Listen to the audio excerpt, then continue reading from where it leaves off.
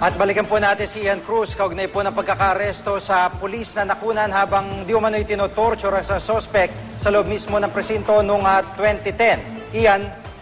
Yes, Jiggy, August 2010 nang lumabas ang torture video kung saan nga makikita pinapahirapan si Darius Evangelista. Nakabal si Evangelista sa video habang nakatali ang kanyang ari at pinapahirapan pamano ng Asuncion PCP Commander ng Manila Police District na si dating Senior Inspector Joselito Binayog. Hindi pa rin natatagpuan hanggang sa ngayon si Evangelista, pero si Binayog kasama ng iba pang pulis Maynila ay kinasuhan ng paglabag sa Anti-Torture Act. Kahapon ng umaga, Jiggy, sa LTO Tayuman sa Maynila ay nagtungo si Binayog kasama ang isang kaibigan na nag-ayos daw ng lisensya. Isang gwardiya naman na nakapuna kay Binayog, ilang sandali lamang daw ang lumipas. Matapos magbalik si Binayog sa kinaroroonan ng kanyang kaibigan, ay inaresto na siya ng mga operatiba ng PNP Intelligence Group sa bisa ng warrant of arrest na inilabas ng Manila RTC Branch 1. Dinala sa NCR office ng Intelligence Group ng PNP sa Camp Crame si Binayog para nga sumailalim sa booking process. Kasama na riyan, Jiggy, yung pagkuha sa kanya ng mugshot at paggawa ng iba't iba pang kaukulang dokumento.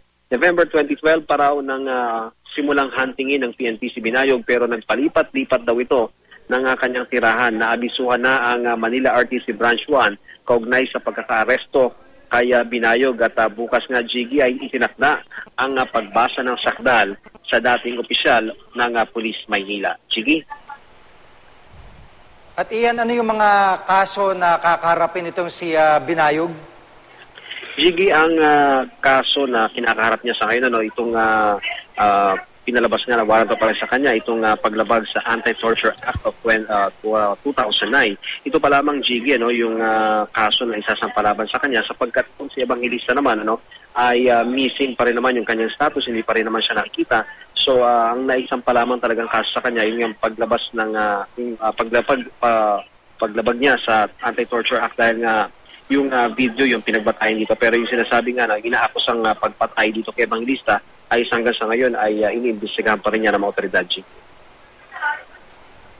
Meron ba paliwanag si Binayog kung bakit yun nga bigla yung sa panahon ng kanyang pagtatago at ano yung nangyari sa kanya at talaga bang plinano niya na umalis na ng serbisyo matapos pumutok yung isyong ito? May payag ba siya binigay kanina?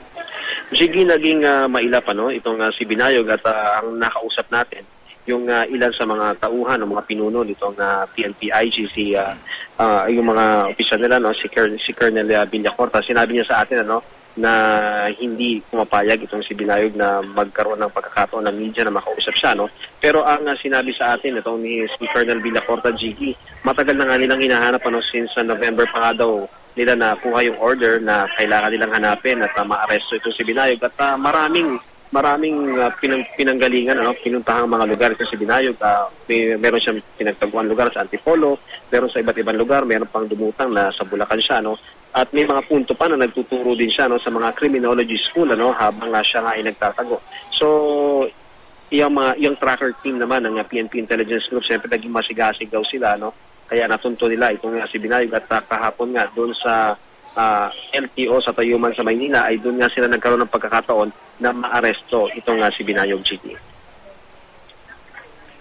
Maraming salamat, Ian Cruz.